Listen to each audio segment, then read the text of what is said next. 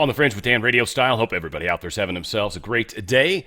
A lot is going on. This was a big announcement. Matt Gaetz for the Attorney General, or head of the Department of Justice, basically. It's a big deal.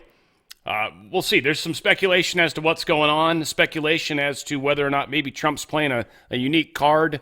Maybe they're trying to get the deep state to kick some people out, and they're going to bring in secondaries. I just don't know.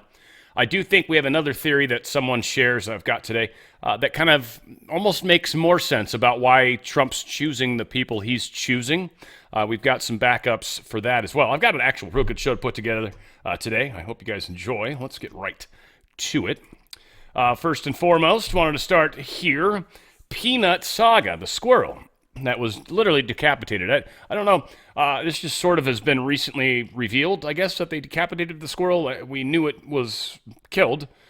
Specifically how, we understood it was euthanized. But decapitation sort of that's not really euthanasia. That's actually more like killing, murdering, destroying. So that's weird. But so they tested the squirrel because, they killed it or murdered it because it had rabies or could carry rabies. Well, when they tested it, they found out that it did not have rabies at all. In fact, it's supposedly rare for squirrels to have rabies. Many other animals do get it, but it's kind of rare for squirrels to get it. But, whatever. Just wanted to start there. Got a joint statement from FBI and CISA on the People's Republic of China targeting of commercial telecommunications infrastructure. Washington, the Federal Bureau of Investigation, and the Cyber and Infrastructure Security Agency released the following statements. The U.S. government continued investigation into the People's Republic of China targeting of commercial telecommunications infrastructure has revealed a broad and significant cyber espionage campaign. Specifically, we have identified that PRC-affiliated actors have compromised networks at multiple telecommunications companies to enable the theft of customer call records data, the compromise of private communications of a limited number of individuals who are primarily involved in government or political activity, and the copying of certain information that was subject to U.S. law enforcement requests pursuant to court orders. We expect our understanding of these compromises to grow as the investigation continues. The Federal Bureau of Investigation and the Cyber and Infrastructure Security Agency continue to render technical assistance, rapidly share information to assist other potential victims, and work to strengthen cyber defense across the commercial communications sector. We encourage any organizations that believes it might be victim to engage its local FBI field office or CISA. That's got to be a tough place right now. I mean, I'm sure most people believe in the FBI when it comes to organizations, but I think most of us are not 100% trusting. But yeah, it does sound like China's doing some pretty strange stuff as of late. We've also seen a number of telecommunications wireless customers, or like Verizon, AT&T, T-Mobile. We've seen them go down. Had a bunch of outages. I don't typically report them because they're a very short period of time. They're usually very isolated, which I still find strange. But cellular carriers have told Congress they possess intact phone usage data from the vicinity where the two pipe bombs were planted during the January 6th incident, directly disputing FBI testimony that agents couldn't identify a suspect because the phone data has been corrupted. A key House chairman tells Just the News. Well, this revelation from Rep. Barry Loudermilk from Georgia, the chairman of the House Administration Oversight Subcommittee, adds new intrigue to the debate that has gripped Washington for nearly 4 years. Why can't the FBI, with so much evidence and manpower, identify the subject who planted the explosive device at the Democratic and Republican Party headquarters during the day the Capitol was breached? In the days and weeks following January 6, 2021, the FBI opened an investigation into the pipe bomber and attempted to identify the suspect by analyzing cell phone data linked to the area surrounding the RNC and DNC. In June of 2023, the former assistant director in charge of the FBI's Washington field office, Steve D'Antuono, who oversaw the pipe bomb investigation, said that the FBI received corrupted data from one of the cell carriers and that it most likely contained the identity of the pipe bomber. Well, given the significance of the information, my subcommittee sent letters to 3 major cell carriers asking them to respond to Mr. D'Antuono's claim of the corrupted data. Well, every major cell carrier responded and confirmed that they did not provide the FBI corrupted data. Additionally, every major cell carrier confirmed that they were never notified that the FBI had any issues accessing the data. This contradictory testimony raises some serious questions about the status of the investigation into the pipe bomber.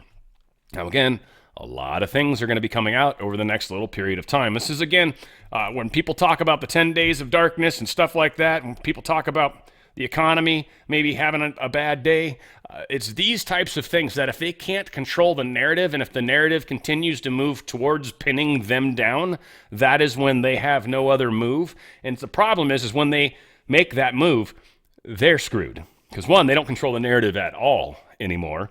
And two, that means people are zeroing in on them very quickly. And I say people meaning probably the white hats. Whoops, the white hats are going to be coming in quickly. Special counsel Jack Smith asked the court to halt his appeal against Trump in the Florida case. He was appealing the dropping of the case by Cannon, the judge. He was appealing that. He has asked them to halt it. All that means is they're going to stop it. They're still going to leave it on the docket, but they are not going to move it forward at all. And I'm sure a lot of this is so they can possibly take it back up later down the road, maybe when Trump's not in office. We'll see. But whatever the case is, many people think Jack Smith is not long for this administration. I would say not long for this world, but that would be taken incorrectly. Biden-Harris DOJ violated its own policies by warning Musk against swing state giveaway and then leaking to the media, the FEC chairman says. Another interesting story. But the Department of Justice violated its own internal policies. It sent a letter, which ended up in the New York Times, warning Elon Musk's Political Action Committee against its $1 million a day voter registration giveaway in swing states. The chairman of the FEC alleges in a letter obtained by the Washington Free Beacon. On October 23rd, less than 2 weeks before the presidential election, the Times reported that the DOJ's Public Integrity Section sent a warning letter to American PAC, Musk's political group, that a $1 million giveaway for newly registered voters might violate the law. Both the letter and the leak appear to violate DOJ policies, FEC Chairman Sean Cooksey argued. I think he gets into it a little bit more, but essentially they're not supposed to do stuff that could impact the election. They're certainly not supposed to leak information, and it appears all of these things happened by them. So, of course, they're trying to get a little bit of information from them. Cooksey also questions whether the DOJ even had the right to send the letter, which never plainly states that Musk's giveaway violated the law. It is not apparent that the department allows for its attorneys to issue warning letters in this form, Cooksey wrote. Musk hasn't been charged by the DOJ for any wrongdoing related to America PAC, which supported President-elect Donald Trump's campaign. There's no indication that the DOJ is actively investigating Musk's PAC either. Philadelphia District Attorney Larry Krasner sued the group last month and claimed the giveaway violated state election law. A state judge on November 4th allowed America PAC's giveaway to proceed, stating that the scheme was not an illegal lottery. The fact that President Trump overcame this interference and prevailed in the election does not remove the department's responsibility to enforce the law against bad actors after the fact, Cooksey wrote. This misuse of government power against President Trump's campaign, so similar to the department's abuses during Watergate, is the reason why the Office of Professional Responsibility and the Federal Election Commission were created in the first place. The DOJ's conduct has been subject of Republican criticism since President Joe Biden took office. Republicans allege, citing the DOJ's differential treatment towards Hunter Biden, its cases against Trump, and its posture towards conservatives more broadly than the agency has politicized. So, yeah, bad stuff. We'll see what continues to happen there, but we are also going to continue to push forward in a big way. RNC files 2 lawsuits in Pennsylvania amid Senator Bob Casey refusing to concede the race. 2 suits come in light of Democrat incumbent Senator Bob Casey refusing to concede. Tonight, the RNC is filing 2 new lawsuits in Bucks County and the Pennsylvania Supreme Court to stop the counting of illegal ballots. We have won this court battle several times already, GOP Chairman Michael Whatley tweeted on X Wednesday. The RNC is filing a motion in the Pennsylvania Supreme Court to ensure that Pennsylvania's democratic process is not undermined by the inclusion of illegal ballots in the final vote count. They're trying to add the votes that don't have the proper dates that Pennsylvania Supreme Court's already said you can't count those, put them in a separate pile, but they can't be counted. Well, they're trying to count them. Once again, does the deep state / Democrats, do they care about the law? No, they don't. Well, they only care about the law when they can use it against somebody. They don't care about the law when it's supposed to restrict their own movements. They don't care about it then. And no one should be all that surprised. Rep. James Comer put this out in regards to Dr. Fauci's senior advisor, Dr. David Morans, still employed by the NIH despite evidence showing he deleted emails, avoided FOIA, violated policy, and lied to Congress. Here's some pretty good questioning that he does to the dude's boss, essentially. Check it out. Thank you. Dr. Tabak, is Dr. David Morans still employed by the NIH? He is still an employee. When you testified this summer, I asked you a series of questions about some of Dr. Morans' actions. The first was that if the NIH FOIA office teaches employees how to avoid FOIA, you said, and I quote, I certainly hope not. Are you aware one of your former FOIA officers invoked the Fifth Amendment when asked about this issue? I have learned that in the lay press, yes. I then asked if Dr. Morans deleting emails and using his personal email to hide his relationship with EcoHealth was consistent with NIH policy, and you said no. Do you stand by that? Absolutely. I then asked if Dr. Morans sharing internal NIH deliberations or helping EcoHealth craft responses was consistent with NIH policy. You said, quote, if those actions occurred, they would not be consistent. Do you stand by that? Yes, sir, I do. If I show you proof of those actions, will you take more employment action against Dr. Morans? Sir, we are taking the actions necessary in all cases. Okay. On the screen in an email chain shows an internal NIH email about a draft letter from Dr. Fauci to Senators Graham and Paul. Dr. Morans forwarded this first to his Gmail and then to Dr. Daszak. Does sharing that draft letter violate NIH policy? Yes, of course. The next email is the NIH informing Dr. Morans that the National Security Council would be leading the communications on the WHO Origins Report. Dr. Morans forwarded this first to his Gmail and then to Dr. Daszak. Does sharing this internal deliberation violate NIH policy? Yes, it does. The next email is Dr. Daszak soliciting Dr. Morans' help in responding to NIH. Dr. Morans responded with his edits to the letter. But let's not take Dr. Morans' word for it. The attachment includes comments and track changes done by Dr. Morans. Sir, does an NIH employee editing a grantee's oversight response to NIH violate NIH policy? It absolutely is inappropriate. Have you read Dr. Morans' transcript of his interview before the Select Subcommittee? I have not. Well, I'd like to share with you a few examples of his testimony. Dr. Morans was asked if he ever deleted an official record from his NIH account, and he answered no. On January 21st, 2022, Dr. Morans wrote, and I quote, twice in the past, including a month or so ago, I deleted everything with EHA people from my entire Outlook, end quote. Then on August 1st, 2022, Dr. Morans wrote, and I quote, hopefully no problems with the emails that came to me at my NIH address. I deleted them quickly, end quote. Did Dr. Morans lie to Congress? Sir, I don't know if he successfully deleted the emails or not. If he's a Capstone employee, he would not be able to delete the emails. Goes out of his... Well, he thought he deleted them. Well, he may have thought that, but if he's a Capstone employee, so it would remain in the record. It looks to me like he lied to Congress, and that's felony. Dr. Morans was asked if he provided any advice to Dr. Daszak on how to respond to NIH oversight requests, and he said no. As we discussed and you saw earlier, Dr. Morans personally edited a letter for Dr. Daszak that was directly related to NIH oversight of EcoHealth, the company at the center of the entire COVID pandemic. Did Dr. Morans lie to Congress? Again, those types of actions would be completely inappropriate. Yes. The answer is yes. The evidence is on the screen. There's evidence that Dr. Moran's violated numerous NIH policies and lied to Congress multiple times. Dr. Tabak, will you fire Dr. Moran's? As you know, we don't discuss specific personnel matters, but we are following all of our procedures to the letter. Well, this appears to me the perfect example of bureaucratic overreach.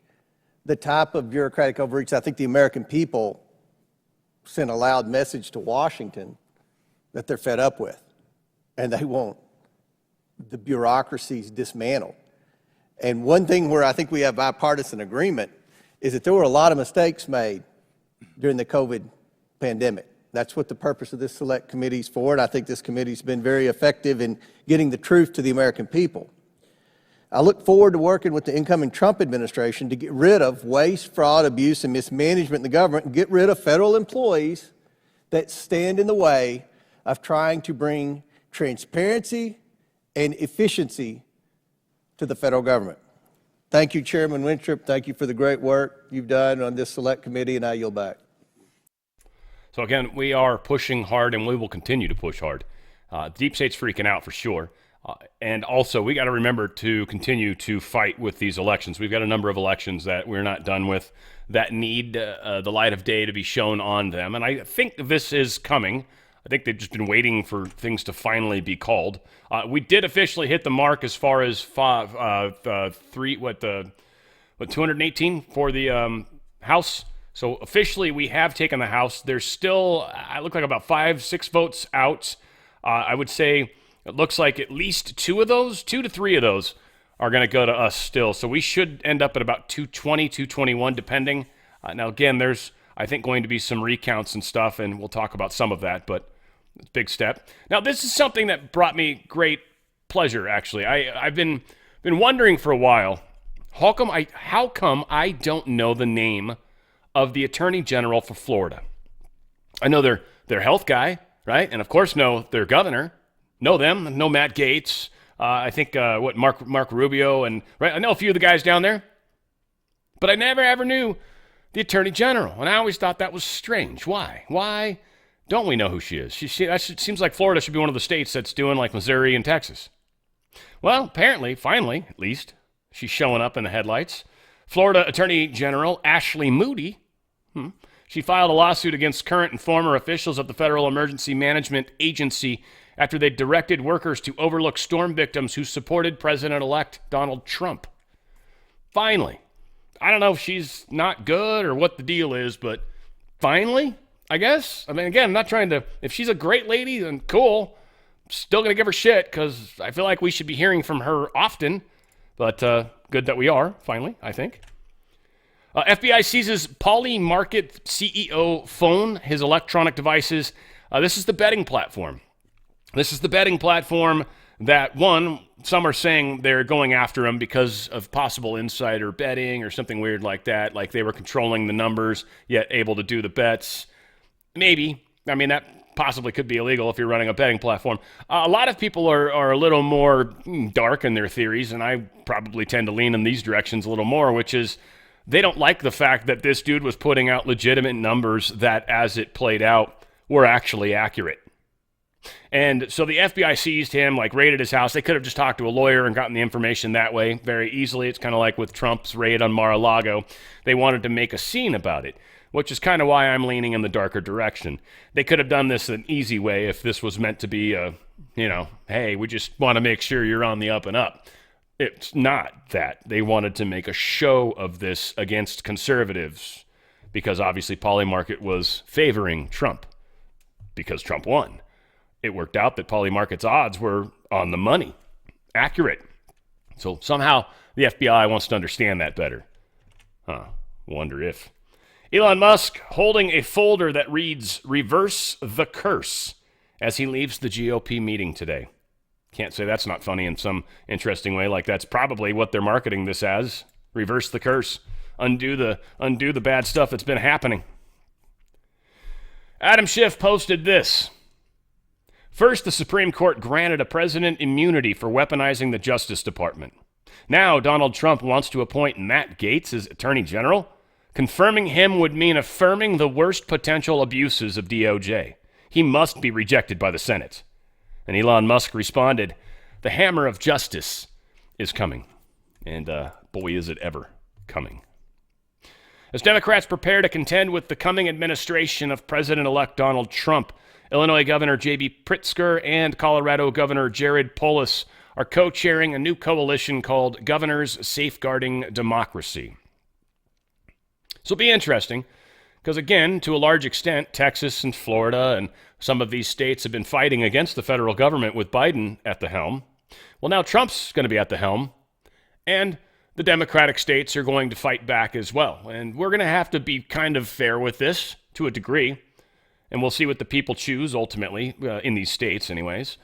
So we'll see. I think a lot of states are going to lose out on federal dollars, which is what Biden was fond of doing if people didn't go along with their ESG and all that stuff, right? So we'll see how the game plays out. So far, they said some of the Republican governors were kind of cool to come on board, but they didn't want to name them. That was nice. So it's just a little on the hush-hush side. I'm sure Newsom's potentially either a part of this group or trying to head it in some weird, strange way. I'm sure New York's Hochul is also. So we'll see. They're, of course, trying to conspire. Blinken put this out. President Biden has committed to making sure that every dollar we have at our disposal will be pushed out the door to Ukraine between now and January 20th. Literally every dollar that they can get their hands on, they're going to throw it into the laundering machine. Every dollar.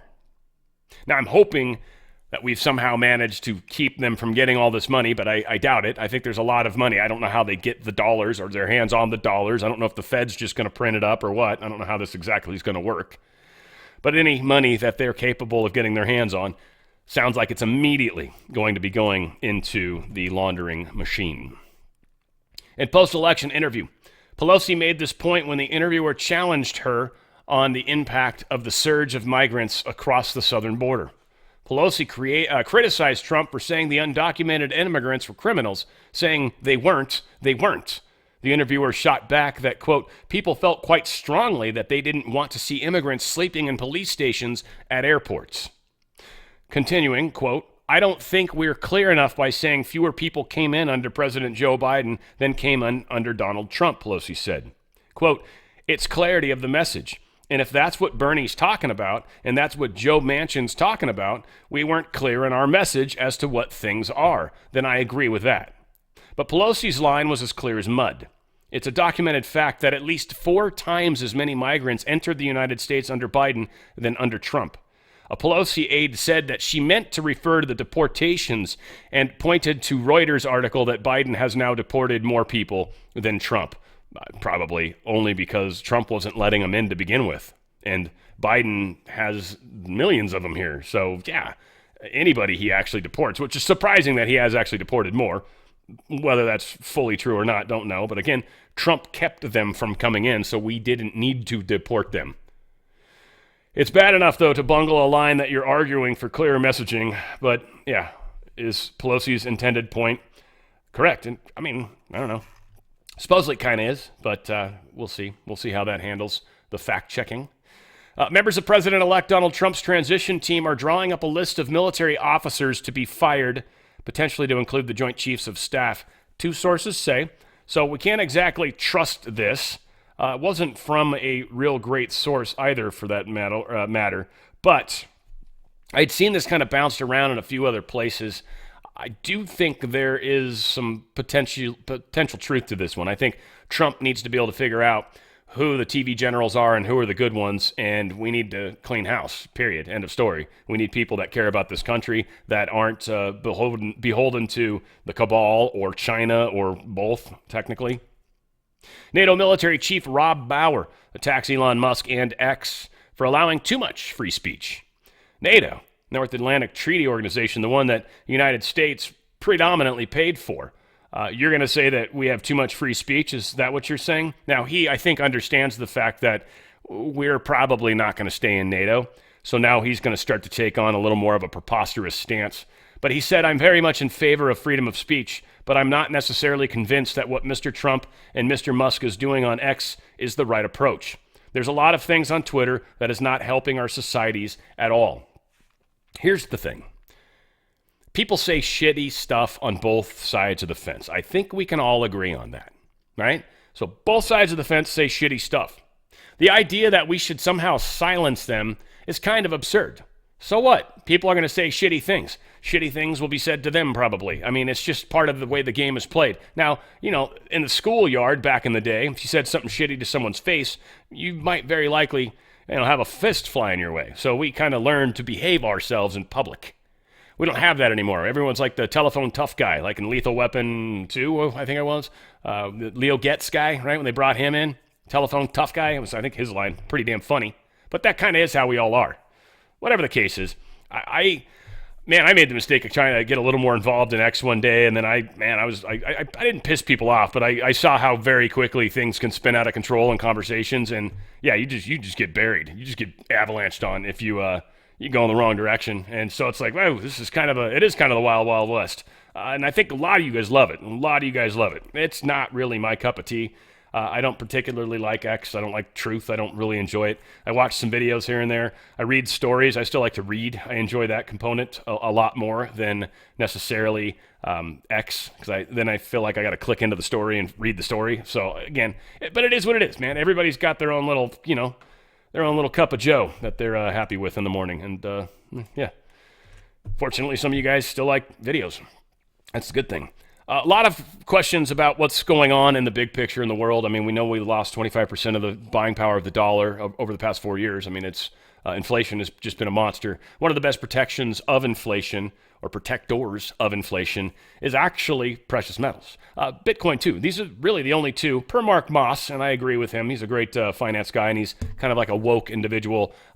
So, yeah, we've got a big problem with the government printing gobs of money and deflating the value of our dollars. And so because of that, we sort of have some problems. So a lot of people, your stocks may seem like they're up a bit, right? But when you look at it compared to inflation, and you can take that 25%, are you actually up more than 25% over the past 4 years? If your answer is no, then you're actually losing buying power.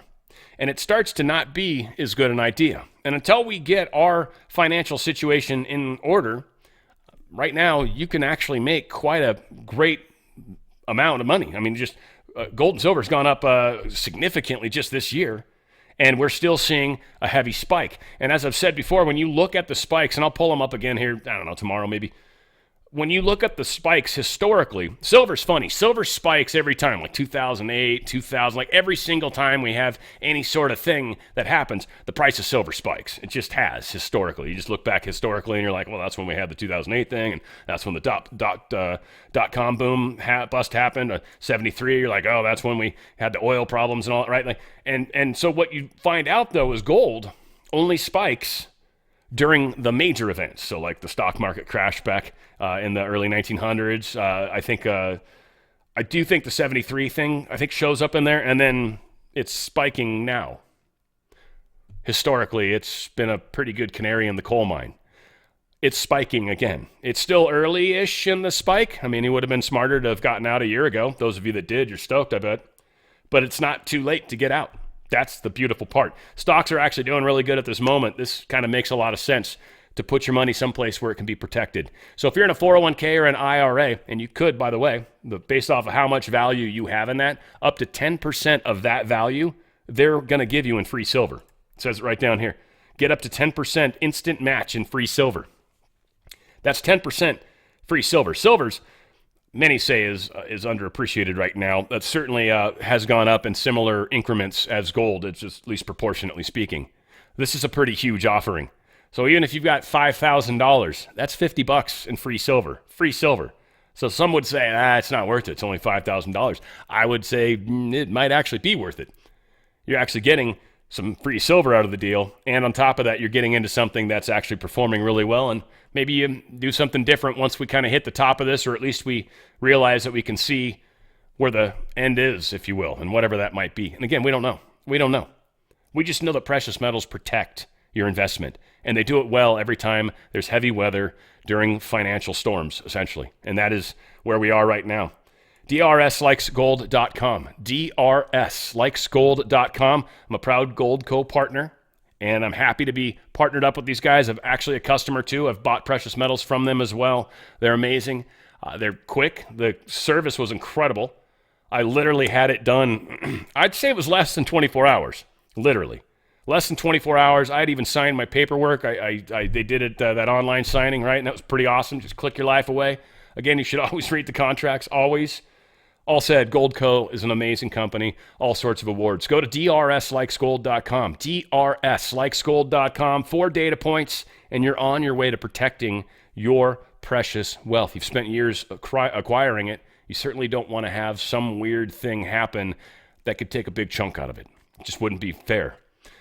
Precious metals are protecting things right now, especially with inflation, especially. That's what they're made for, basically, or they've always existed to help with, always. And think about it. Whenever a pirate has a treasure chest, what's in it? Gold. Gold and silver. They've always been valuable. drslikesgold.com, drslikesgold.com. Get out of their system before they get out of you. And that is their plan, we think. We don't know for sure. So here's where we're officially sitting at the moment. This is the House race. So we're 218 to 209. We've got one race here that is going to definitely be Republican. This one here is Democrat, and I believe this one's Democrat too. This one's Republican, so there's 2 almost for sure. I think a lot of these are probably a little too close to tell. We've got a couple of these are really close. So yeah, we've got 2 of them for sure that are going Republican. Again, I think there's a number that should go Republican anyway. Like if we do recounts or if we actually get to the bottom of some of the shenanigans that happened, I pray we do. But if not, we managed to get what we needed to get. And maybe the next election will finally have the protections that we've been fighting for over 4 years now.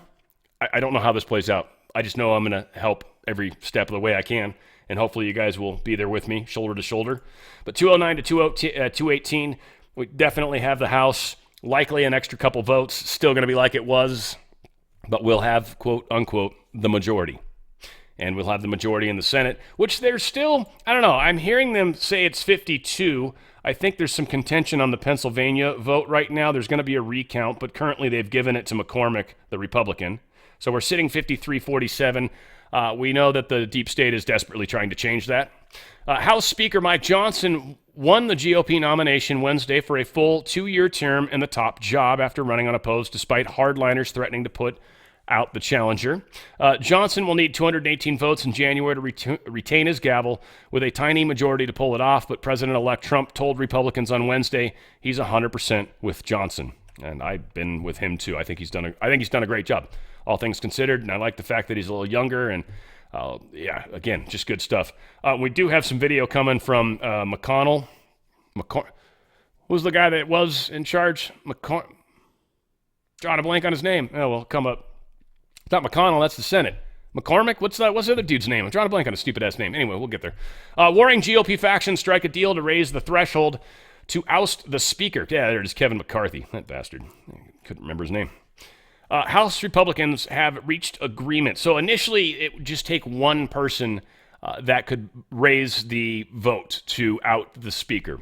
They're trying to make it a little harder. So the threshold's going from 1 person to 9. Now it's going to take 9 people to be able to kick the House Speaker out. They're trying to make it a little harder. Almost got him kicked out a few times. Marjorie Taylor Greene was trying to push it a couple times. I know Matt Gaetz threatened it a few times. I think he played a big part in getting rid of McCarthy. That's why McCarthy hates him, which makes a lot of sense here in a second too.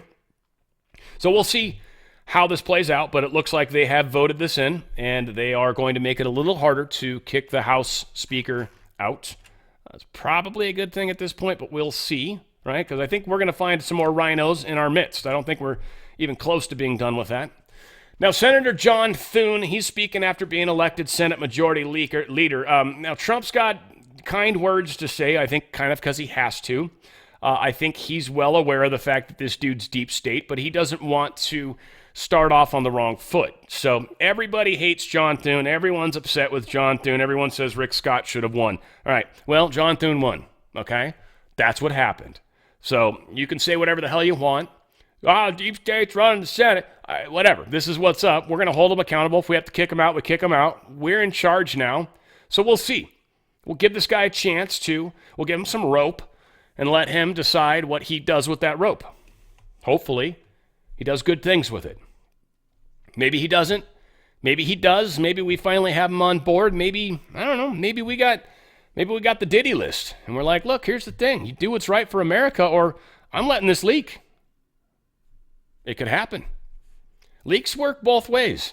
And if you've done something nefarious, and then the bad guys have been holding it over your head, so you'll do bad things, and then the good guys get a hold of the information and they're actually in control, well, the good guys can hold it over your head and force you to do good things.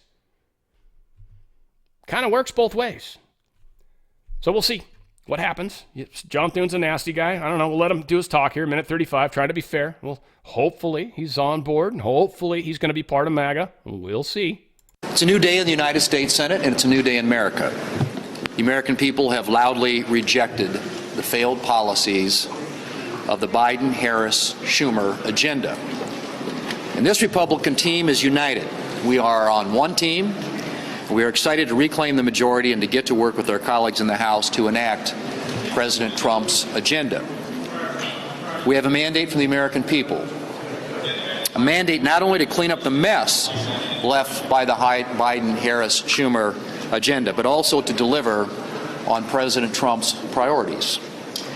We will make sure that the President and his team have the tools and the support that they need to enforce border security laws and to remove the violent criminals who are wreaking havoc in every one of our states.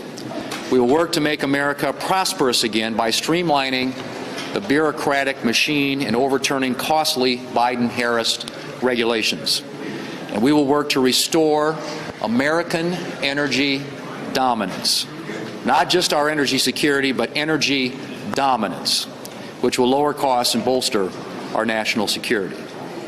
I'm excited to get to work with this team right away. And I want to thank my colleagues who placed their faith in me to serve as leader, and to those who were supporting another candidate.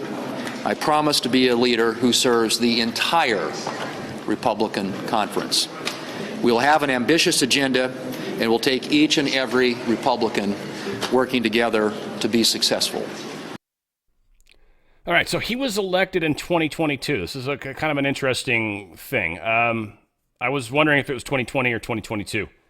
Because 2020 would have put him at a 2-year mark, and that would have made it, if he didn't do his job, he wasn't going to stay in office. But he's actually got 4 years, so we'll see. He may not make it through to re-election as far as Trump's concerned, especially if this guy doesn't do what he's supposed to do. So this actually might be the benefit for us right there, that he came in 2 years ago, which means he's going to be leaving with Trump or re-elected. So we'll see. We'll see if that's even relevant in the coming days. Congratulations to Senator John Thune, says Donald Trump in a truth, the newly elected Senate Majority Leader. He moves quickly and will do an outstanding job. I look forward to working with him and Senators John Barrasso, the Senate Majority Whip, Tom Cotton, Senate Republican Conference Chairman, Shelley Moore Capito, Senate Republican Policy Committee Chairman, James Lankford, the Republican Conference Vice Chairman, and Tim Scott, the National Republican Senatorial Committee Chairman, to make America great again. Now, again, a lot of people are going to key in on this. You're going to hear a lot of the people that I think you seriously should probably stop listening to, the people that are going to, and this is what they're going to do. They're going to say, see, Trump is saying that Thune is good. No, he's not. Trump is saying he's going to work with the dude that just got chosen. He gets that shenanigans happen.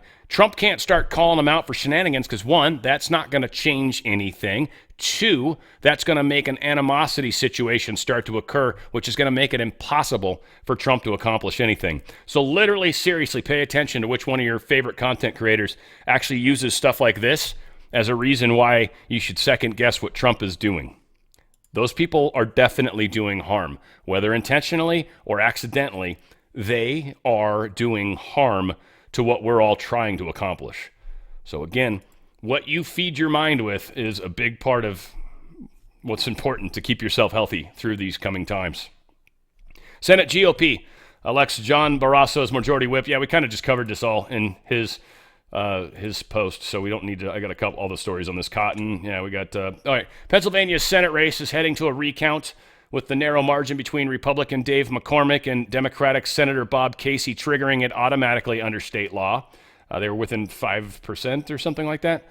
Again, we've had all these votes trickling in, and we've also found Pennsylvania's had to be appealed to the Supreme Court of Pennsylvania because they're trying to count votes that the Supreme Court of Pennsylvania already said they couldn't count. They're trying to count them anyways.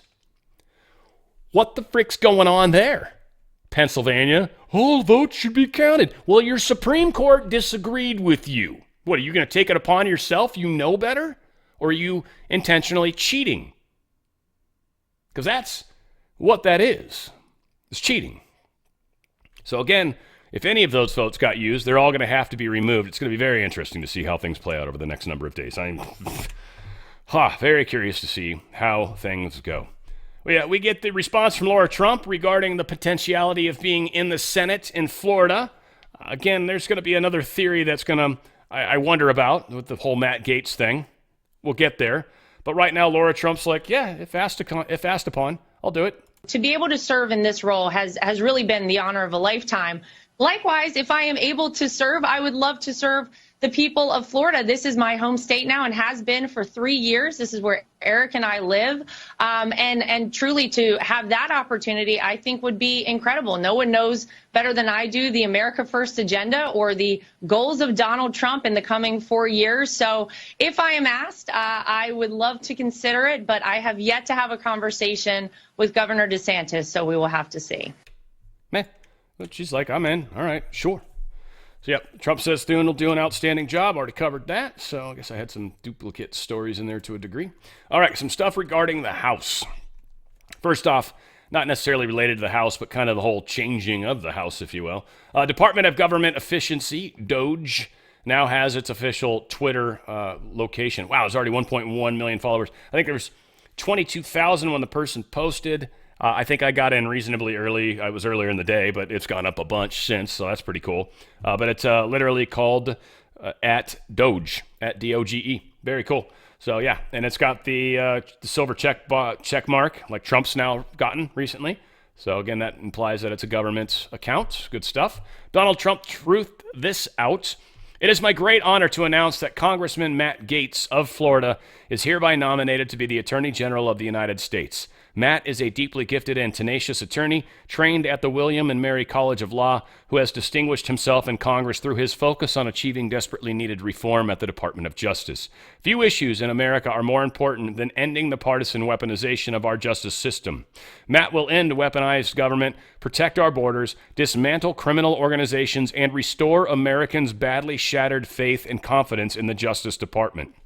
On the House Judiciary Committee, which performs oversight of DOJ, Matt played a key role in defeating the Russia hoax and exposing alarming and systemic government corruption and weaponization. He is a champion for the Constitution and the rule of law.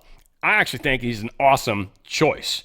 I think he freaked a lot of people out because he's so young, maybe, and he's kind of radical, but yeah, that's awesome, right? So anyway, friendly reminder, AG nominee Matt Gaetz knows the 2020 election was stolen.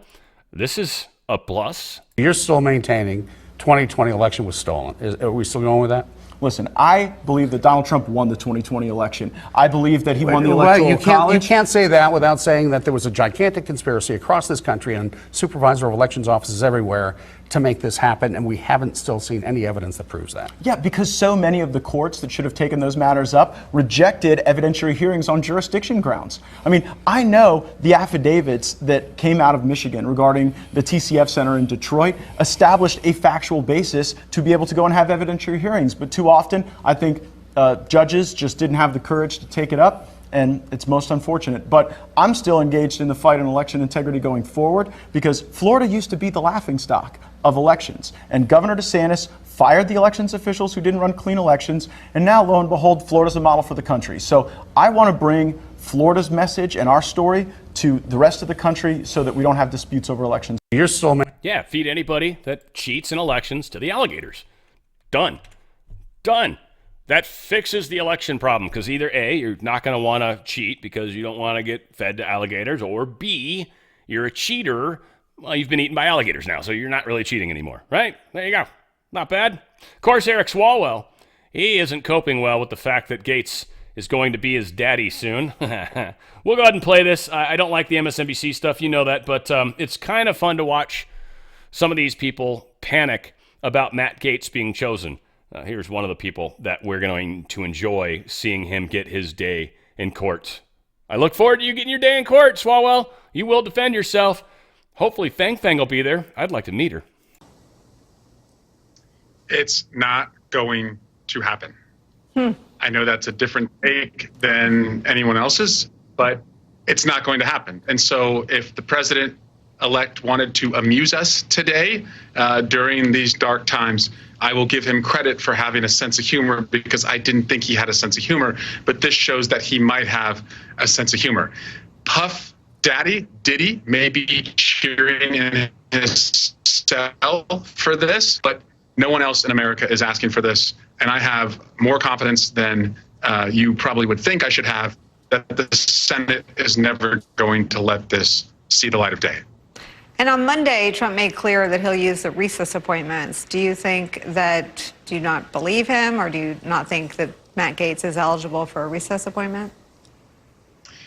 I believe that such an unserious appointment like this, by appointing somebody who clearly would abuse the power at the Department of Justice, has to move senators to not allow a recess appointment, because this would just wreak chaos on the American criminal justice system. So again, I don't want people to get too spun up about this. I don't want to ruin how this is going to end. But the spoiler alert is Matt Gaetz is not going to be the Attorney General. I actually, knowing Donald Trump, and I have been on this guy for 8 years, Russia investigation, impeachment. I have my own lawsuit against him. I testified in the Colorado case to keep him off the ballot. This to me feels more like the opening of a negotiation, trying to own the libs. And I just caution all of us, let's not spin ourselves up too much, because this is never going to happen. What I love is his argument that like he's not going to be serious, like he's going to weaponize the DOJ, or he's not going to actually be a good leader of the DOJ. And so I would say, you mean like Merrick Garland, the guy who literally has been subpoenaed and just not shown up, has literally had records subpoenaed and he's not given them, and he's not gone after other people that haven't given subpoenaed records. Mayorkas is a great example. So is that what we're supposed to have more of, Eric? Again, I'd like to date Fang Fang. I mean, I feel bad my poor girlfriend's not going to go for that too much, but come on, it's like a once in a lifetime chance to date a freaking Chinese spy. Come on, it's just one date. That's all I'm saying. One date. Former Speaker Kevin McCarthy, he's got opinions about this right now too, because we know he hates Matt Gaetz, doesn't he? Hates his ass. Hates his ass. Because Matt Gaetz is the one who kicked you out of Congress. Because you lost the speaker and then you quit. Because everyone dislikes a quitter, you bastard. Choices are very good except one. Look, Gaetz won't get confirmed. Everybody knows that. But when you look at a Rubio, just the knowledge that he has, being in the Intel Committee, I was on the Gang of Eight, and his understanding, even when you listen to the other side of the aisle, they say, he'll make a great Secretary of State. So that's strong for me. A Waltz, just his background, from a Green Beret and others being the... But John Radcliffe at CIA, former DNI, that's very strong. And the difference is to what was 8 years ago today, President Trump understands the job. He knows the people that he needs around him to get there. And I think he's going to be much better prepared, because he only has one term, but he'll hit the ground running this time. You say Gaetz will not be confirmed. Why bother with the nomination then? You can talk to the president, but it's a good deflection from others, but it also gives. I'll let it stand with that. No choices are very. Now again, it's entirely possible that Matt Gaetz is a fake. But what's strange, and I think I've got it coming up here, and I don't mean to get in front of it per se, but Matt Gaetz actually already filed his motion to vacate the House. So he's, I think, as of now, stepped down officially. As of now. So all these people that are like, he's just doing this, he's throwing it out as a fade, and then he's going to go with somebody else. But if that were the case, wouldn't Matt Gaetz have kept his position? Or, like someone suggests maybe they switch him into Senate. If Senate won't commit to letting us have Gaetz, then we'll let Senator Gaetz be in the Senate and start fucking with you guys there. Because ultimately, Gaetz was very responsible for busting open the House and showing us what was actually going on. He did a better job than Marjorie Taylor Greene. Marjorie Taylor Greene was just kind of like a bull in a china shop, and again, not trying to be mean to her in any way, shape, or form. I do think sometimes she's like the bulldog, and she does it very well, but there's also times where she's like the bulldog and doesn't realize that she's chewing on the wrong leg. It's like, yeah, that's you're biting your own tail right now, sweetheart. Stop it. Stop it. It's funny, but it's not good. That doesn't make you look like you're accomplishing anything. So again, we don't know what he's doing. Matt Gaetz, I think, would make a good choice. He's definitely hungry. We're going to get there in a second, but let's work through all the stuff around this so we can at least paint the picture as best we can. Here's Mike Johnson talking about receiving his resignation letter from Matt Gaetz. Matt and I were classmates. We came to Congress at the same time in the 115th Congress in January 2017. And alphabetically, we're seated right next to one another in Judiciary Committee. We served there together for 7 years. Some of y'all who cover Judiciary know those are long meetings. So I got to know Matt very well. Look, I'll say this. Everyone who served with him will tell you he's one of the most intelligent members of Congress. He's an accomplished attorney. He's very concerned about the lawfare that has been occurring in the Department of Justice under the Biden administration, and the fact that the American people have lost their faith in our institutions of justice because of everything that they've seen. He's a reformer in his mind and heart, and I think that he'll bring a lot to the table on that. I think out of deference to us, he issued his resignation letter effective immediately of Congress. That caught us by surprise a little bit, but I asked him what the reasoning was, and he said, well, you can't have too many absences. So under Florida state law, there's about an 8-week period to select and fill a vacant seat. And so by doing so today, that allows me, I've already placed a call to Governor DeSantis in Florida and said, let's start the clock. He's in Italy at the moment, and so we're going to talk first thing in the morning about this. And if we start the clock now, if you do the math, we may be able to fill that seat as early as January 3rd when we take the new oath of office for the new Congress. So Matt would have done us a great service by making that decision as he did on the fly. And so we're grateful for that. So we move forward. Look, I'll say this about people have asked me all day long. President Trump is poaching all of your talent. Yes, but we have an embarrassment of riches here. The Republican conference is full of talented people who are extraordinary leaders and have great expertise, and everyone in this Congress, in this conference, could serve in a leadership position in the administration. But I have, Matt. Yeah. So again, he did the right thing, and he also resigned. So if there was a chance that Matt wasn't going to end up somewhere, he wouldn't have dropped his House seat, right? So he's either going to be in the Senate or he's going to end up being the Attorney General or something like that. Again, here's Matt Gaetz a little bit in the past, but talking about his detailed plan to hold Fauci accountable. The deep state's freaking out right now, and it's so precious to watch. You signed the Fire Fauci Act. What are your plans for Fauci in the House if and when Republicans regain power? So Fauci is the front end of the wave. I expect that Mayorkas, maybe people at the FBI and DOJ will be leaving when they learn that they have to spend all of their time answering questions from House Republicans.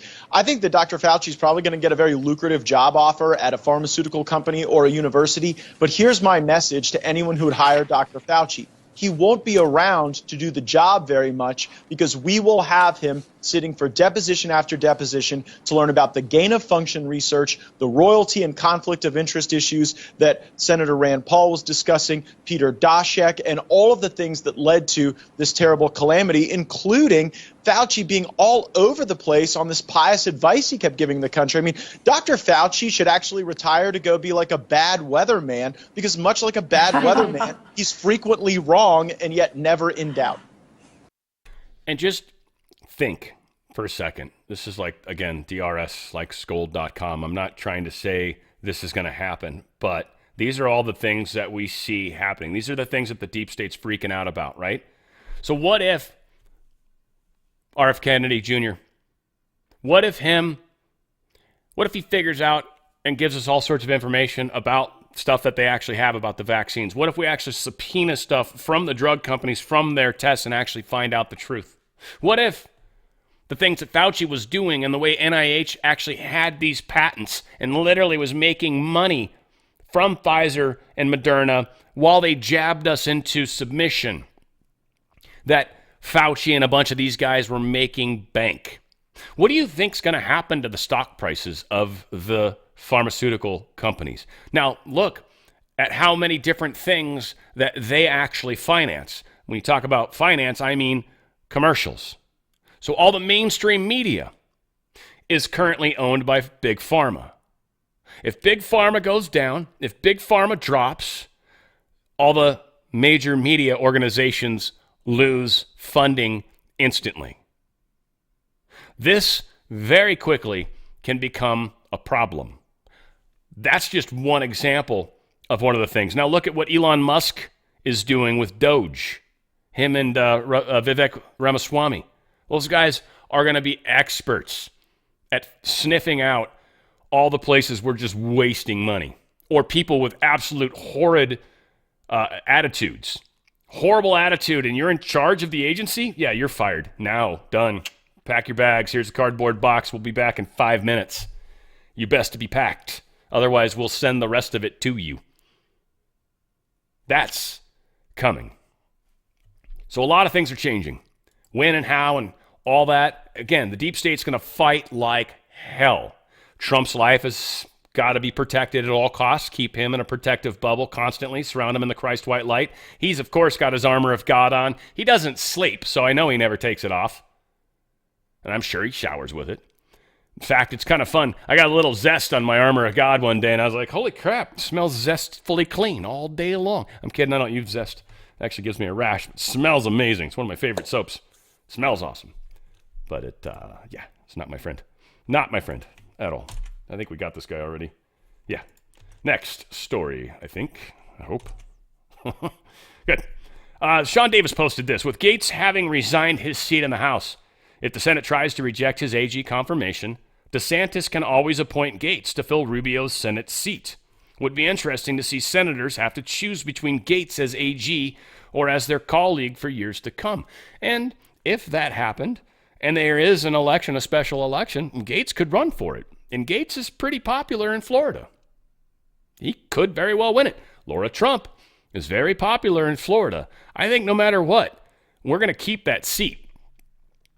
But having Gaetz in there would be interesting. Gaetz is seasoned, experienced, and probably, I think, would be a better choice than Laura Trump. Laura Trump, we trust, and I think she would learn it quickly. She's brilliant, and she's done an amazing job with the RNC, so we can only assume she would do an equally, if not better, job as a senator.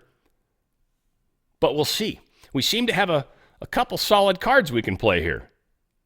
So is Trump going to be doing his little special sauce that I forget the fancy name, but essentially, to explain it simply, the House and the Senate close. Like they're out for, they close for recess or whatever. They take a recess, like whatever the right words are, fill in the blank, right? And they all go home for 2 weeks or whatever.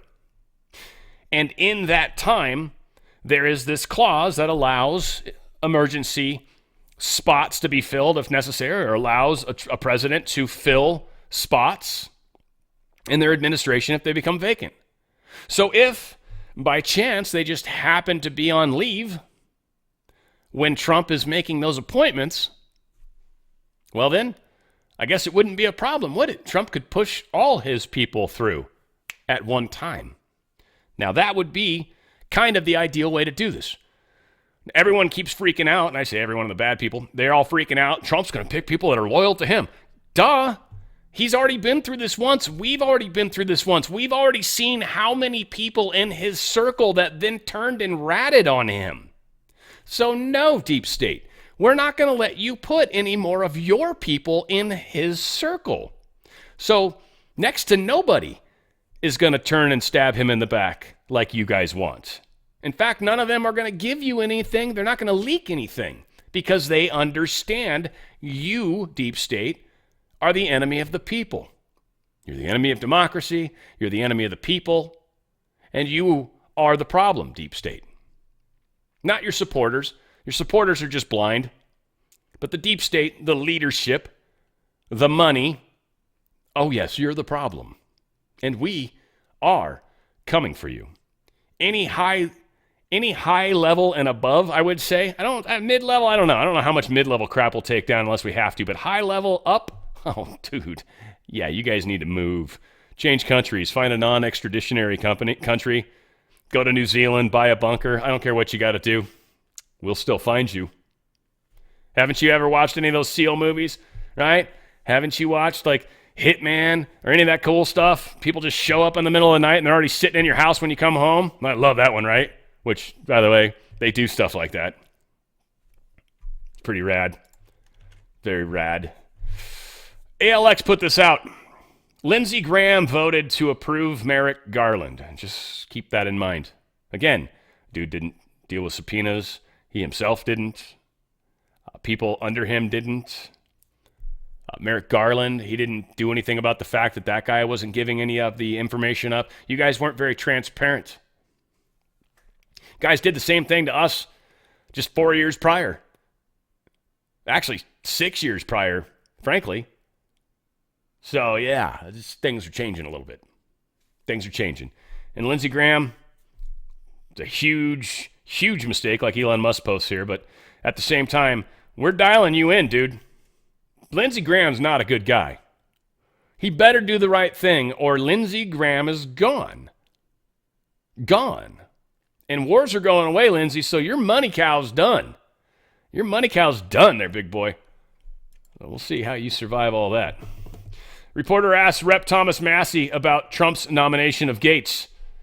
Pretty interesting answer he gives. He'll get confirmed by the Senate.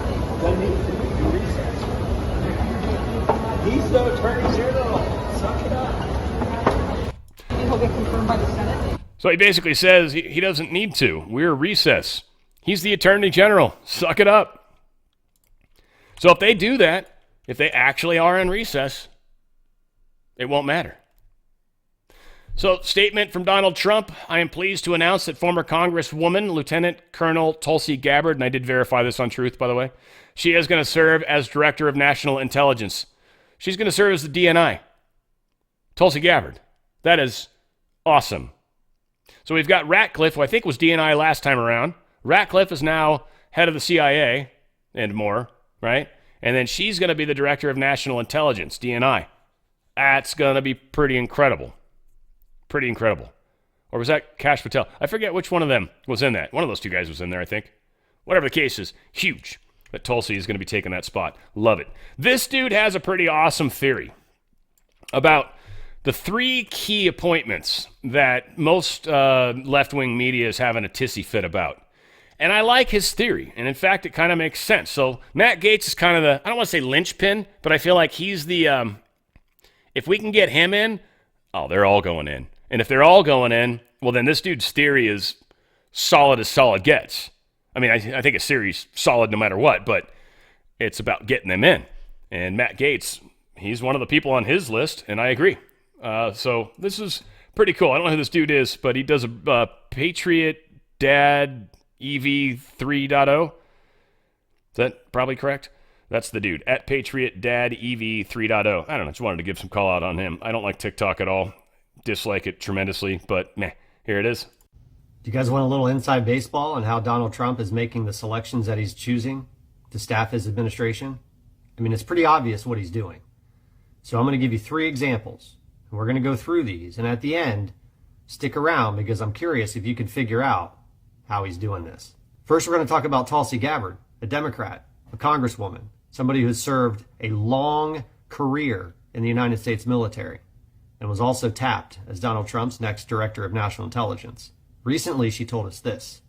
The very next day after I did an interview with Laura Ingraham on Fox News, and I talked about how dangerous Kamala Harris would be as our president and commander-in-chief, I was added to a secret domestic terror watch list called Quiet Skies. According to TSA.gov, Quiet Skies is a program that the executive branch uses to monitor the travel of American citizens that they fear is a threat. Tulsi Gabbard, a decorated, honorable military personnel, congresswoman, a Democrat, was targeted by the intelligence agencies. Next, we talked about Pete Hegseth yesterday, and the left is absolutely losing their mind over this nomination. But did you know this about Pete? I was deemed an extremist because of a tattoo by my National Guard unit in Washington, D.C. And my orders were revoked to guard the Biden inauguration. Jerusalem cross tattoo, which is just a Christian symbol. Is that the This is the one. Is that the tattoo? Yep, right here. This one is what got me disinvited. I've never had orders revoked before. I mean, listen, it's a standard deal. You remember after January 6th, everyone was in Washington, D.C. Like Nancy Pelosi had the parking garages full of National Guardsmen. My commander called me a day before, tepidly, and was like, Major, you can just stand down. We don't need you. We're good. I'm like, what do you mean? Everybody's there. He's like, no, you couldn't tell me. When I was writing the book, I reached out to somebody in the unit who could confirm with 99.9% certainty because he was in the meetings and on the emails. Nope, someone inside the DC Guard trolled your social media, found a tattoo, used it as an excuse to call you a white nationalist, an extremist, and you were specifically by name orders revoked to guard the inauguration because you were considered a potential threat. Pete Hegseth was targeted by the Department of Defense, a 20-year veteran of the National Guard and the Army, a combat veteran, 2 Bronze Stars, a Princeton graduate, a Harvard graduate, one of the most qualified people to run the Department of Defense. He was targeted by his own department. And my personal favorite so far, wait, no, that's not him. Matt Gaetz, selected to run the Department of Justice. Why is this critical? Because he was targeted too. At a time where Matt Gaetz in Congress was digging deep to understand the extent of the weaponization of the Department of Justice, they started investigating him for this. And of course, after a couple of years of investigation, the Department of Justice decided that they were just going to drop all of their charges in the investigation because they didn't find anything. Didn't stop them from leaking to the media, didn't stop the left from coming after Matt Gaetz and demanding he resign from Congress. He was targeted by the Department of Justice and his political enemies. So we have Donald Trump, who was reelected to President of the United States, running a campaign talking about dismantling the deep state and going after the weaponization of the federal government against political rivals. So Donald Trump is placing people in agencies that were investigating them to go in and clean those agencies up. You understand what he's doing? Pretty powerful. And I think there's some truth to that. And there's also the other side of it, too, is the second that Matt Gaetz stopped being in the House, all the House investigations into his ethics and stuff like that, because there were some investigations they were digging into him on, well, those all go away immediately. And some are saying that might be part of what's going on, too. But again, he's got to have a solid place to land on both feet, right? So, yeah, this is going to be fun, putting it mildly. Want to remind you guys, mypillow.com/OTF, the coupon code that actually gives you, well, it keeps on giving. That's the beautiful thing about it, by the way. You get that beautiful night's sleep, night after night after night. Got the best pillows ever, the classic, which is still my favorite. Love it. But I've gotten a lot cooler with the 2.0. It's taken me some time, though. I think I don't know, maybe I broke the pillow in or something. People have told me crazy shit you could do with it. It didn't seem to work right. But using it for many months now, over a year, I've been using this pillow. I'm actually finding it to be much better. I'm actually enjoying my sleep significantly more. But I still love my original MyPillow. I think it was the greatest thing ever. Whatever the case is, you can get the 2.0. It's on sale right now as well. Good prices going on. The king size at $49.99. So great prices. Again, it's an American-made company. Mike Lindell behind it. He also has a number of other companies. Helps get people off drugs and all sorts of other things. It was a major player in the elections and trying to get Trump into office and freaking out the deep state, kind of with some head fakes, whether it was true or not. But that little drone stunt he did where he flew in the thing that could see everyone's cell phone numbers, that was cool. I think he's actually used that against us, frankly. I think he took all the information and then started texting all of us his MyPillow deals, which is a little annoying, but whatever the case is. Mattress toppers, $99.99. That's pretty awesome. Starting off, I think that's the queen size. So again, that's a huge sale. Normally they're $219. It's a big cut, and it's a way to give some life to a mattress that doesn't have a lot of life left, frankly. And what's really cool is he's actually got that on a MyPillow mattress. I can tell because it's that outside the little... Yeah, that's a MyPillow mattress. Very cool. Smart man. Oh, no, it's not. That's a little different. Interesting. Whatever the case is. They've got some amazing products. Their towels are incredible. I think the best towels ever. They just literally absorb water. A lot of you would be like, duh, that's what towels do. No, they don't generally. I've had some really nice Bed Bath & Beyond towels, Costco towels. I've tried a few different towels. I don't think I've ever gotten Nordstrom towels or anything stupid like that because that's probably stupid. Why pay that much money for a towel? But they usually just smear the water kind of more than actually absorb it. My Pillow towels absorb it. They don't just smear it; they absorb it. It's like the quicker picker upper. Like Bounty's got nothing on a My Pillow towel. Nothing on a My Pillow towel. They're incredible how well, and he's actually even used that as a marketing ploy. They're incredible how much they do that. Ladies, you know, ones that wrap your hair with them. This will dry your hair like quick. You'll be bummed the first time you do it. You're like, crap, I need spray. I don't have a spray bottle. Yeah, you'll be bummed. You'll dry it too much and you won't know what to do with yourself. Just be frizzy hair day. Rad. Dog beds too. They got a whole lot of great products. Beach towels, you might want to get those. They're out of season, of course. $25. They're going to be $25 until they sell them out. They're, again, the same great technology, that same MyPillow towel technology. Incredible stuff. Go to mypillow.com/OTF. Enjoy free shipping on anything over $75. Very easy to get to $75 with a lot of cool products. Go to mypillow.com/OTF. That's mypillow.com/OTF. Get the best night of sleep you have ever had. All right. This is just a live video of the White House right now, I guess. Doesn't look very live because I swear to God, this is what it's looked like all day. But it's technically 4:30 in the afternoon. I guess this is true, possibly. It must be. But they're building this big giant thing for arguably the inauguration. I don't know. Some people are saying it. I don't know. It looks like stands to me. And then they got some sort of thing over here. So I don't know what they're doing. Not sure. But people are like, huh? I don't know. There you go. That's what's going on there. Donald Trump posted this. I respect Jamie Dimon of J.P. Morgan Chase greatly, but he will not be invited to be part of the Trump administration. I thank Jamie for his outstanding service to our country. He's another deep state guy. And Donald Trump saying, I love you, and I'm glad we get along, and that's awesome. No, hell no, we're not putting you in here. J.P. Morgan Chase, first off, the Clintons are supposedly very in bed with that whole bank. That's one of the banks that I don't think is supposed to make it, by the way. Any money you have, at least up to the federally insured amount, will be probably safe, I would assume. But J.P. Morgan, Bank of America, Wells Fargo, these are a few of the ones that I don't know. They're very, very deep state. We'll see. If the Federal Reserve central banking system gets dealt with like many of us think it should, and then we sort of maybe have a replacement system to SWIFT, or we're able to actually get control of SWIFT and make it work for the whole world, who knows? Who knows? But if not, BRICS would be the backup in my mind. I know a lot of people are talking about Nassar Jassara. I just don't see any other systems in play. There's BRICS and there's SWIFT. There's no other global systems.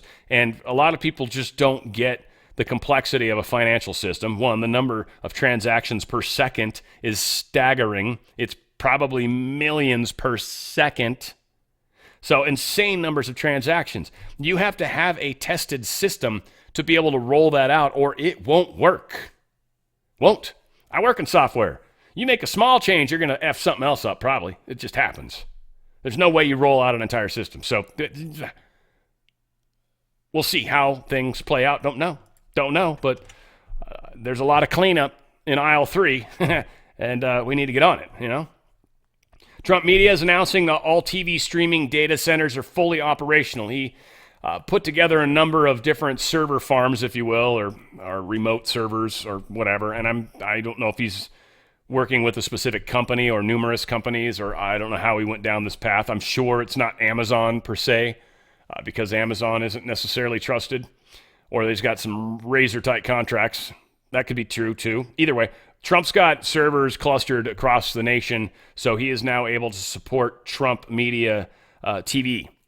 And so this is, I think, going to be huge because, one of the key things Trump created Trump Media for, and Truth, for that matter, was to guarantee he had a platform that he could tell the truth, he could say whatever he wanted, and he could speak to us, the American people. And what he's found is anything he puts over there gets disseminated everywhere.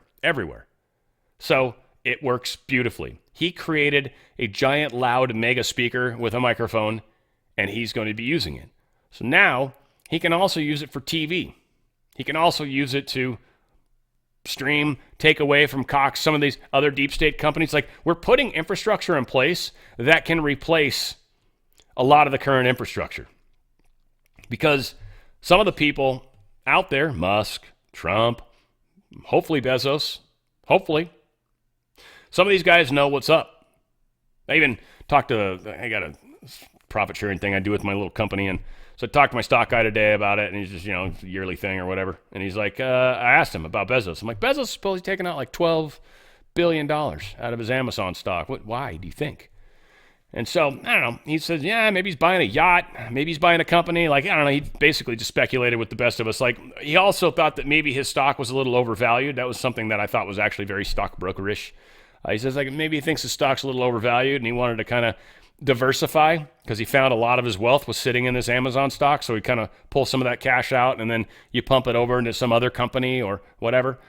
So maybe, I don't know. But I did find that interesting. But I keep wondering about Bezos. I want to believe that Bezos is going to come to the light. And I think he will. I actually do. We'll see. It would be the brilliance move of a billionaire with, Amazon, if utilized properly, is an incredible idea. And it could literally stop so many brick and mortars from even needing to exist. And that's such a huge expense to any business owner. If you literally don't have to be in just one small location. Now, again, you could still, if you're getting traffic, but if you're somebody that's got a product that you want to sell it nationwide and you don't want to open up 500 stores to do that, which I would not want to do, it's a huge expense. You just get your product shipped out to a whole bunch of warehouses that are spread out across the country and you sell online. It's a done deal. So a lot of things are changing. And again, I'd like to see Bezos do the right thing. They've already got the infrastructure for delivery. It's pretty incredible. So yeah, Donald Trump, talking about the red wave, pretty cool. Donald Trump, I guess, either responded to this or he responded to him. Not sure what direction that goes, but Trump truth, Elon Musk is a great guy, loaded with personality and brain power. He is definitely a high IQ person, which is the reason that his really strong endorsement meant so much to me and to MAGA. He's at a beautiful Mar-a-Lago concert right now, and the crowd absolutely loves him. Thank you, Elon, for the great job you did in helping us win the most consequential election in 129 years, especially your hard work in the great Commonwealth of Pennsylvania. It will never be forgotten. Make America great again. Awesome. Trump Jr. ally is going to serve in the top White House personnel job. I'm assuming it's true because Trump Jr. sort of responded to this, but that was about as close that we're going to get. But President Trump-elect Trump is expected to put Sergio Gore, he's an ally and business partner of his son, Donald Trump Jr., in charge of running the White House's personnel office in his new administration. So this dude's going to be in charge of hiring the staff for the White House, I believe, is basically what I'm seeing. And it sounds like he is trustworthy and gets the big picture. And Don Jr. seems to be giving the thumbs up on this one. So hopefully that's true. Trump pledges to end electric car subsidies and some other really cool stuff in this real cool little 4-minute speech. Check it out. What's happening to our auto workers is an absolute disgrace and an outrage beyond belief. Auto workers are getting totally ripped off by crooked Joe Biden and also their horrendous leadership, because these people are allowing our country to do these electric vehicles that very few people want. And it's a mandate. So you'll ultimately be forced to drive in a car that goes for an hour and then you have to have it recharged. I hope you don't want to go very far away. Biden has imposed the outlandish requirement that 67% of all new vehicles must be electric in less than 10 years. That means Michigan and places that make cars, you can forget about it. You better get your union working because you can forget about it. Those cars are all going to be made in China. According to the UAW president himself, one auto company CEO used the word brutality over 40 times in a single conversation to describe Joe Biden. I call him Crooked Joe because he's the most corrupt president in history. He's also the most incompetent. But Joe Biden's cruel and foolish electric vehicle mandate, that's how bad this policy is. Your union heads know it, but the union bosses don't want to do anything about it because they're not leaders. But you know who's voting for me? The people in the union. Yeah, the union heads and the Crooked Joe keep using the phrase fair transition. There's no fair transition. First of all, people don't want the electric car, and the ones that want it should get it. But we want to have all forms of transportation and all forms of motorization to describe this unnecessary forced transition to electric vehicles. But there's no such thing as fair transition that destroys over 100,000 auto manufacturing jobs. It'll be much more than that. wastes tens of billions of dollars that should be going to the workers, and makes new cars entirely unaffordable for the middle class. That's a transition to hell. You're going to hell, and your bosses are leading you right down the tubes. You shouldn't pay your fees. They get these big fees from all of their workers, and it doesn't matter how bad they are, they'll endorse a Democrat, even though the Democrat's selling you down the tubes. Both the UAW bosses and the big three auto executives should be screaming at the top of their lungs. They should be ashamed of themselves, demanding that Joe Biden cancel his brutal electric vehicle mandate before it destroys the entire U.S. auto sector. If the union bosses and the CEOs refuse to fight back against crooked Joe Biden by forcing him to repeal this disastrous electric car scheme, then you will know they're not pro-worker, they're not on your side, they've got some deals going for themselves. And I'm telling you, you shouldn't pay those dues. You should not pay your dues because they're selling you to hell. You're going to be going to hell. You're not going to have any jobs. All those cars are going to be made in China. Every one of them. You can forget it, Michigan. You can forget it, South Carolina. You can forget it, everybody. All of those cars are going to be made in China. We sit on liquid gold, and we're getting rid of combustion engines. And they sit on all of the other materials that you need for the batteries. They're going to make all those cars. We're not going to make any of them. So to every auto worker, I stand in total solidarity with you in your fight against Joe Biden's job-killing Green New Deal insanity. It's insanity. When I am your president, I will deliver higher wages for auto workers. I will protect your jobs. I will end Joe Biden's catastrophic electric vehicle mandate. And by the way, if you want an electric car, you're going to get it. But you're going to be able to get all other types of cars, types of vehicles that you want. And on day one, you're going to be back in business with... Got stuff going on. That's what we got. Breaking news, 2 federal judges agreed Thursday to postpone criminal trials for defendants accused of breaching the Capitol on January 6th. These 2 judges were actually brought in by, one by Trump, one by Obama. Judge Carl Nichols and Rudolph Contreras. They are both basically saying, we're just going to stop this for now. Why waste a bunch of people at the moment when a lot of these things are likely going to be overturned in the near term? So it seems like because Trump won, people realize that he's going to pardon most, if not all, of these people. I hope not all. I think some of these people definitely broke the law, and those people should kind of pay their price, do their time. If you attacked cops, it's not cool. But most everybody was not guilty, and it was proven that people were rolling the fence back. Like, people were working against just the regular public, and the regular public's not supposed to know that they had no right to go inside the building. The door was opened for them. Like, they were walked around with security. Like, why would they think there's a problem? Columbus, Ohio. They passed an anti-trans bathroom bill in Ohio Senate, heading to DeWine's desk. We're going to see. I think he'll vote for. I don't know. It's Ohio, though. This is happening. It'd be interesting to see if it does. But 24-7 was in favor of the voting in the Senate, banning transgender people from using whatever bathroom they choose. They're now going to have to use the bathroom of their actual sex, of their genetic sex or their birth sex or whatever the proper term is. But that's how that's going to be. I think that's a step in the right direction. Men should not be undressing in women's bathrooms. That's just, I don't care what or how you try to doctor that up. No is the answer. Period. We've spoken. There's an overwhelming majority of us. We have spoken. No is the answer. You guys, you can get all pissed off and, all right, go pout, go throw a tizzy fit. That's fine. Cut all your hair off. Put a tattoo on your back. Someone tattooed "Trump is not my president" on their back.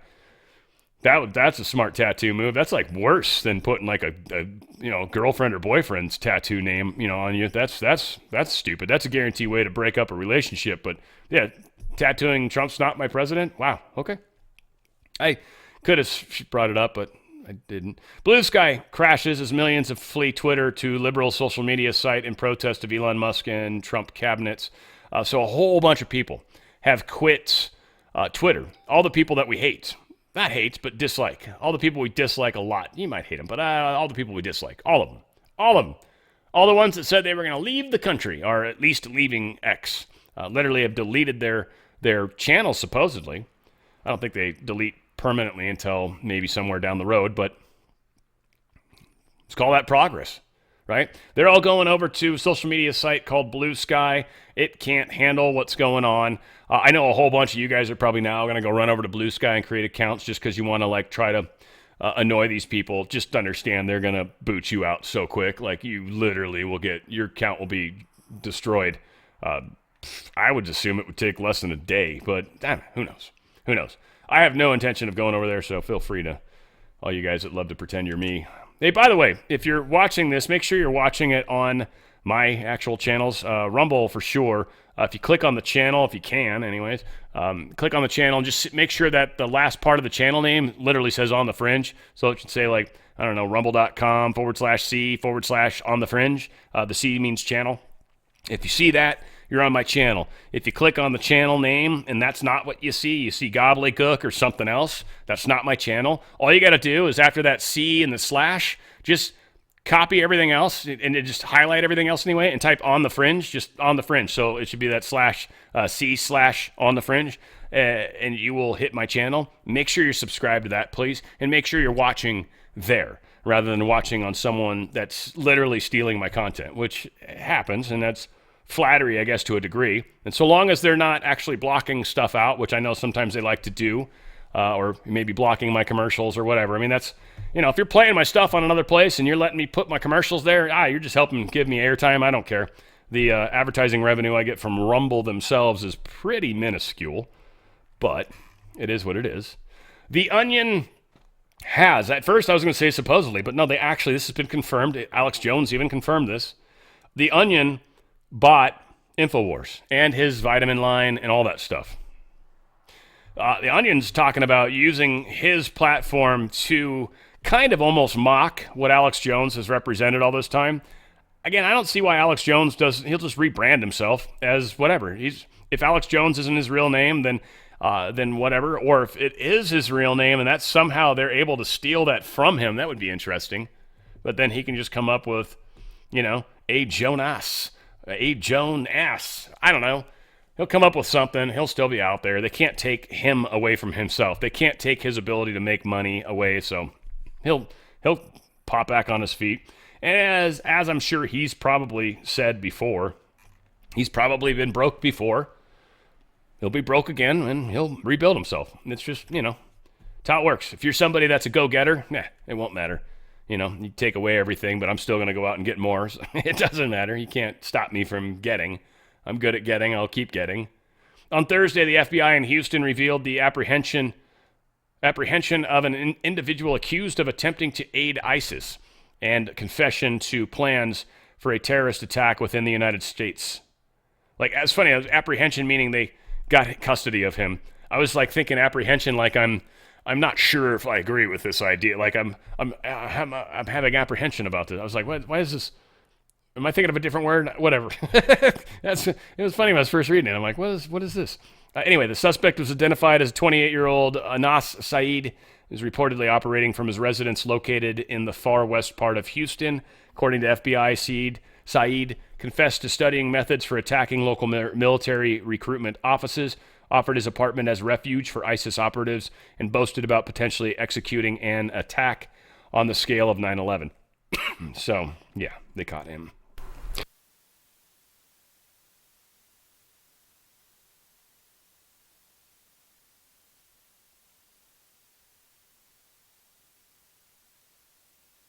Longer show than normal today. I think my voice is taking it. Tulsi Gabbard talking about what's going on, and this is pretty good. This is, I like her. Check it out. Here are the undeniable facts. There are 25 to 30 U.S.-funded biolabs in Ukraine. According to the U.S. government, these biolabs are conducting research on dangerous pathogens. Ukraine is in an active war zone with widespread bombing, artillery, and shelling, and these facilities, even in the best of circumstances, could easily be compromised and release these deadly pathogens. Now, like COVID, these pathogens know no borders. If they are inadvertently or purposely breached or compromised, they will quickly spread all throughout Europe, the United States, and the rest of the world, causing untold suffering and death. So in order to protect the American people, the people of Europe, the people around the world, These labs need to be shut down immediately, and the pathogens that they hold need to be destroyed. Instead of trying to cover this up, the Biden-Harris administration needs to work with Russia, Ukraine, NATO, the UN to immediately implement a ceasefire for all military action in the vicinity of these labs until they're secured and these pathogens are destroyed. Now, in addition to all this, the U.S. funds around 300 biolabs around the world who are engaging in dangerous research, including gain of function, similar to the lab in Wuhan, where COVID-19 may have originated from. Now, after realizing how dangerous and vulnerable these labs are, they should have all been shut down 2 years ago, but they haven't. Now, this is not a partisan political issue. The administration and Congress need to act now for the health and well-being of every American and every person on this planet. Amen. Amen and hallelujah. I just love this. First off, I've said before, I worked for a New Zealand company. We had a bunch of Aussies working for us, and certainly had plenty of Kiwis working for us. So I have a very strange and profound love for my friends and brethren down under. Just huge level of love. You guys are like a billion miles from everybody. Like, you're just all on your own in the ice wall. All said, the Maori are the native people, like the Aborigines of Australia. The Maori are the native people of New Zealand. And there was a deal made way back in the day by the English government to give them some unique powers within the government. So the 1840 Treaty of Waitangi, the controversial bill, the Maori tribes were promised extensive rights to retain their lands and protect their interests in return for ceding governance to British order. Right? To giving it to Britain. So the Maori, who are very ferocious tribe, not ferocious, they are very strong. Like, New Zealand tried to kill them all off many, many, many times, and the Maori continued to turn victorious. So eventually they're like, all right, can we just be friends then? And they're like, kinda, but every once in a while we're going to freak you guys out. And what I mean by that, and this is so cool, like if you guys are into rugby, you are probably well aware of the All Blacks, and the All Blacks are the Maori, are the New Zealand's rugby team. They've got Maori people on them, but they do a thing called the haka. I've shared this before. I think the haka is the coolest thing, and the All Blacks specifically do it to all teams they play. They do this dance, and this dance is meant to intimidate the shit out of you.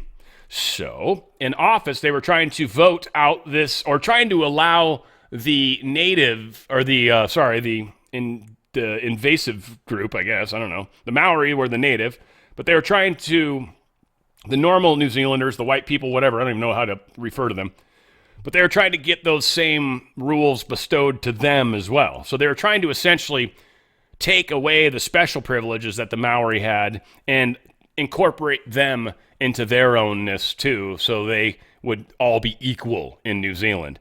And the Maori, they weren't having that at all. In fact, they did one of their haka to intimidate the shit out of the other people that were trying to take away their special privileges.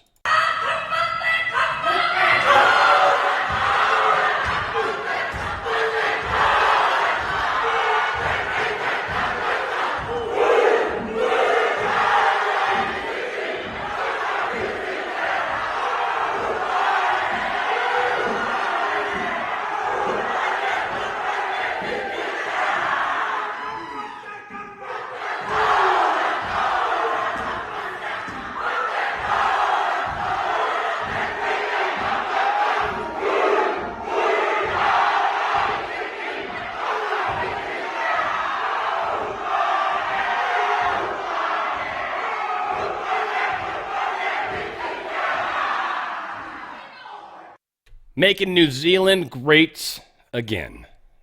That makes me tear up, man. That's cool as hell. Cool as hell. Argentine President Javier Milei is evaluating whether to withdraw his country from the Paris Climate Agreement as part of a broader review of all the international policy, according to a senior official in his administration who spoke on the condition of anonymity, of course. So who knows? But this might very well have a lot to do with people like Trump and others getting completely out of that again and making it okay to do for other countries. We are destroying the deep state all the way up to the tippy top, all the way up. EU slaps Meta with nearly an $800 million euro fine for abusive marketplace practices. Again, the EU's broke. They need money. They've been hitting up them. They've hit up Google. So Facebook had to pay some, Meta again, basically. But yeah, they've been finding the crap out of these companies. They're going to try to find Musk, I'm sure, at some point, but I don't think they can. And Musk isn't doing the abusive practices that these other companies are doing. So it is going to be a fun little ride, that's for sure. Brazil's Supreme Court was evacuated. There was 2 nearby explosions Wednesday night that left 1 dead in the square near Congress and the presidential palace. Blasts come 5 days before global leaders from the G20 are going to be showing up out there. So that should be interesting. Got Xi from China showing up amongst many other superstars. So yeah, that's going to be interesting with explosions going on. I would say good job, Brazil, frankly. I mean, I don't like the fact that people are getting injured. That sucks. My prayers go to the individual. But your country was stolen by a Supreme Court justice. So, yeah, you guys are in a tough place. And then, yeah, we have this fake president that's an actual criminal that the courts, being in charge, put a criminal in place who's very easy to control because they're like, we'll just throw you back in jail if you don't do what we say. So Brazil has been taken over. Also, in the most weirdest way, by the way. I can't think of another country that's ever been taken over by the courts. Kind of a trip. And finally, ex-Pentagon official says government cabal is hiding the fact that we are not alone. Not just more UFO crap coming out. I totally believe in UFOs, by the way. I call it crap because most of the stuff that's coming out is very limited hangouts. Most of the stuff that's coming out is fake. Most of it. I'm pretty disappointed in the disclosure that we were promised. We were essentially told it was going to be slow disclosure, which I feel like is definitely what's happening. But there's been a lot of crap disclosure. I think the deep state definitely wanted to try to do one of their crazy either psyop or actual, sounds in our heads, voice stuff in the sky kind of thing. I think there was possibility that might still happen. They might try to go with the whole UFO side of it. Many thought they might try to go the religious side of it. It could be a number of things, and it could be different depending on who you are. I'm wondering if they're that sophisticated to where, say, somebody like me might be offered up the UFO option, and maybe one of you guys that's like super devout religious, like, read the Bible every day kind of person, like it's going to probably be Jesus with you, right? They'll just put Jesus in the sky and have Jesus talking to you in your head, and you'll be like, oh, wait, Jesus is here, finally, yay, right? So, like, that wouldn't work the same with me, and then UFO thing wouldn't probably work the same with you, right? Like, it just wouldn't work the same on both of us. So it's interesting. I don't know how fancy schmancy their thing is. Now, the UFO thing won't work with me, by the way, either, because I talk to these people anyway without needing to see them show up with a UFO. Like, it's not necessary, so I wouldn't believe it. Or if I did, I'd be out there like, hey, what's up? Let's talk. Land over there. Yeah, there's room. Land over there in the bike path. And yeah, come on over. Got some wine. Got some beers in the fridge. Shoot, what do you want? Let's talk. Now I don't got any straws. What the shit? Who has straws? We got rid of those here on this country, in this world. We'll see. Hopefully we don't get rid of straws. I like them. But all said, lots going on in the world. And we are going to be pushing hard. This is going to be a constant battle. This is not going to be easy. They're going to fight us every step of the way. Now, I think their power is waning. I think their ability to talk their people into stuff is waning as well. Like the ratings are dying on the news channels, ABC, NBC, CBS, CNN. They're tanking badly. So we're kind of winning the info war. And we're going to continue to kick ass. It's because of you guys. Also want to remind you guys the great way to support the channel and a wonderful family of the channel is, of course, with our merchandise. Got truththread.shop. That's truththread.shop. Come check it out. A lot of good stuff. You got the Dan Radio style stuff. We've got the 9/11 stuff. We've got the 6/11 Ephesians, the day that Trump got shot on July 13th. Fight. Got that whole line of stuff. And we've also got the stuff for the 5G warfare. Got some really, really cool shirts. Got a really wonderful family of 4. A husband-wife duo and the 2 kids. They print the stuff for us, and it's just kind of a way to help the channel. It also helps get, our message out there, right? So it's a win-win for all of us. And what we'd like, if you can, is when you buy this stuff, or if you have some of this stuff, like, make sure you take pictures and send a picture back to the email that you got when you made the order. Just send a copy of some picture. It doesn't have to have your face in it if you don't want. Can. I don't care. But I just want to, I use it for the movies, and it's kind of fun for you guys to end up in that movie that we play. And I've done 2 different ones so far. I'm building the 3rd one, but I still need, like, I don't know, another 15 photos or so, at least. So if you guys can help out, that'd be awesome. Go to truththread.shop. That's truththread.shop. Help spread the word, help out a wonderful channel, and help out a wonderful family. A whole lot of things going on. Wow, I was really complimentary to myself. A wonderful channel. I like that. It's true. It's a good channel, I think. All said, we're going to keep fighting side by side, shoulder to shoulder. I'm not going anywhere. Hopefully you'll stay with me. And hopefully you can share with some of your friends. I'd appreciate that too. Do me that favor and hit the thumbs up too, guys, please. That also helps. It helps tremendously get this video to reach to more eyes and to possibly larger audiences. Appreciate you guys. I love you guys. And we will do this together. Because where we go one, we go all. It's on the Fringe with Dan Radio Style.